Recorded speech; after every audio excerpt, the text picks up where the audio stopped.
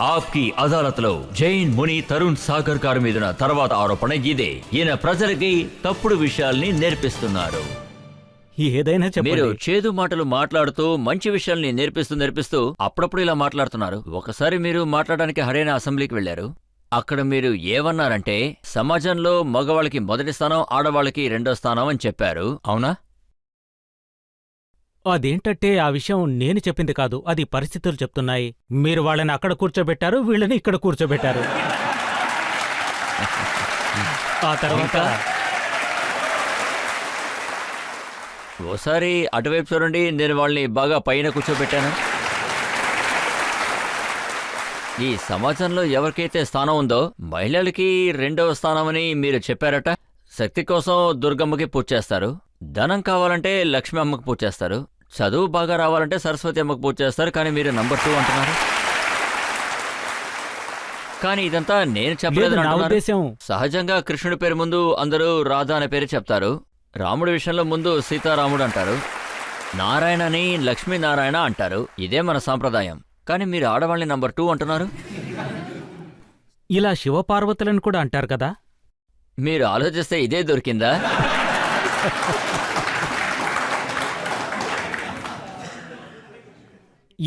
ఇందులో విషయం ఏమిటంటే ఇలా చూడండి, పేదలు ధనికులన్న వ్యత్యాసం ఉంటుంది.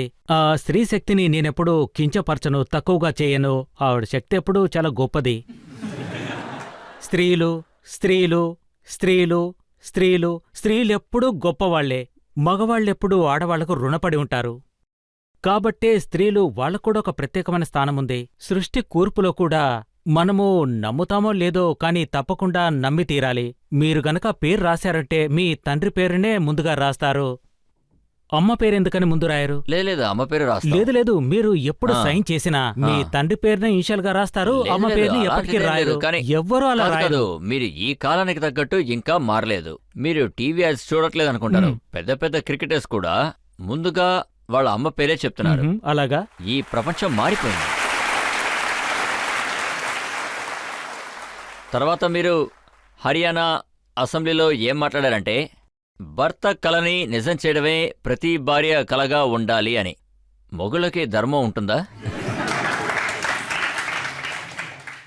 అది ధర్మపత్ని అంటారు కానీ ధర్మపతి అని చెప్పారు కదా. ఇక నుంచి అలాగే చెప్పాలి. చెప్పాలి అంటే ఎందుకని చెప్పడం లేదు మరి. మీరు కూడా ధర్మపత్ని అంటారు, అయితే ధర్మపత్తి అనాలి కదా. ఖచ్చితంగా అనాలి. మరి ఎందుకు లేదు? దానికి కారణం మీరే. ఏమన్నారు?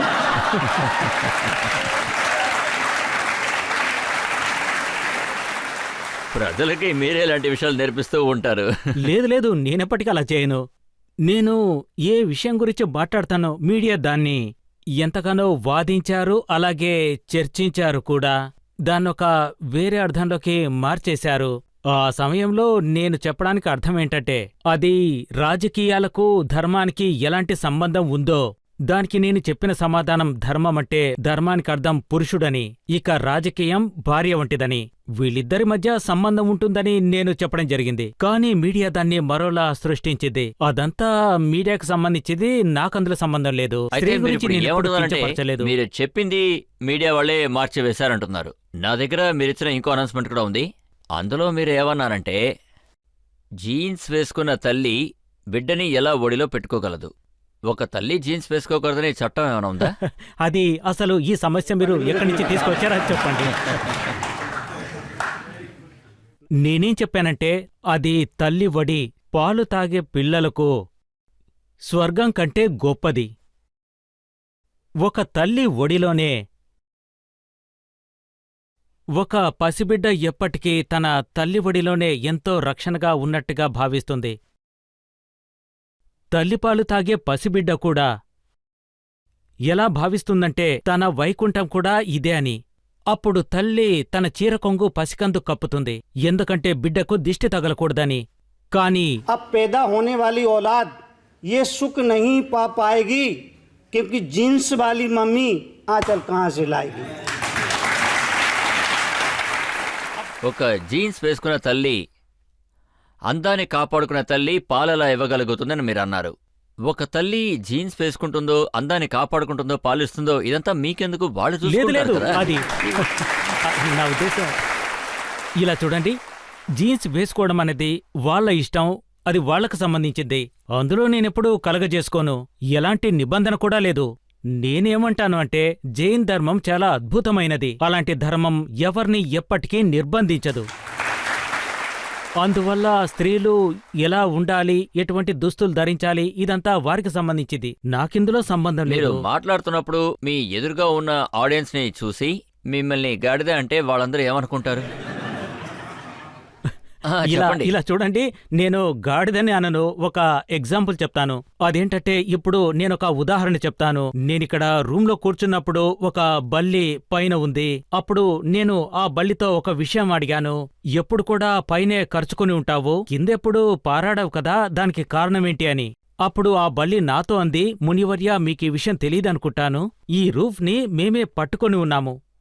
ఒకవేళ మేం గనక దీన్ని వదిలి వెళ్ళామంటే ఈ రూఫే కింద పడిపోతుంది అని. అప్పుడు నేనేమంటానంటే, ఆ బల్లి ఏ విధంగా అయితే భ్రమలో బతుకుతుందో అదేవిధంగా మనుషులకు కూడా ఒక భ్రమ ఉంది. ఈ కుటుంబం నా వల్లే నడుస్తోంది, ఈ సమాజం కూడా నా వల్లే ముందుకు వెళుతోంది, ఒకవేళ నేనే గనక లేకపోతే ఈ కుటుంబమే నాశనమైపోతుంది, అంతమైపోతుంది అని. కాని నేనేమంటాను, నువ్వున్నావో లేదో, నువ్వు లేకపోయినప్పటికీ ఈ ప్రపంచం నడవడం ఆగదు అని. ఇప్పుడిందులో మీకు కానీ సమస్య మీరు ఏంటి చెప్పండి? ఒకసారి గాడిద, ఒకసారి బల్లి, ఇంకోసారి కుక్క అనే ఎగ్జాంపుల్స్ ఇస్తూ ఉంటారు కదా మీరు. అవునవునవునవును. నేనెందుకు అలా అంటాను అంటే, కుక్క కల్చర్ ఎక్కువగా మనుగడలో ఉంది. కుక్కల కల్చర్ చాలా వేగంగా ముందుకు వెళుతోంది.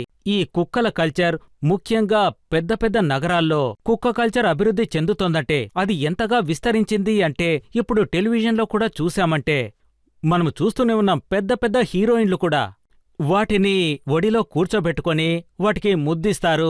ఇకపోతే ఒక పెద్ద హీరోయిన్ కుక్కపిల్లకు ముద్దు పెడితే దాంతో దేశంలోని యువకులంతా భగవంతుడి దగ్గరికి వెళ్లి ప్రార్థిస్తున్నారు, దేవుడా, వచ్చే జన్మలో నేను ఈ కుక్కలా పుట్టాలి అని.